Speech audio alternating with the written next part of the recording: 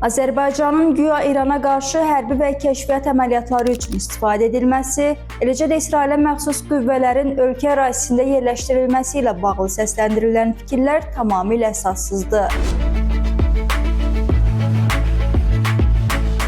Today Press TV xəbər verir ki, bu barədə Azərbaycan Xarici İşlər Nazirliyi məlumat yayıb. Xarici İşlər Nazirliyi CNN World xəbər kanalının internet səhifəsində dərc olunmuş məqalədə yer alan iddiaları qətiyyətlə rədd edib. Bildirilib ki, həmin iddialar Azərbaycan tərəfindən dəfələrlə təkzib olunub və ölkənin rəsmi mövqeyi CNN-in sorğusuna cavab olaraq əvvəlcədən redaksiyaya təqdim edilib. Məlumatda qeyd olunub ki, heç bir tutarlı sübut təqdim edilmədən anonim mənbələri istinadla və Azərbaycanın rəsmi mövqeyi nəzərə alınmadan bu cür məlumatların yayılması jurnalistikanın obyektivlik, qərəzsizlik və peşəkar etika prinsiplərinə ziddir.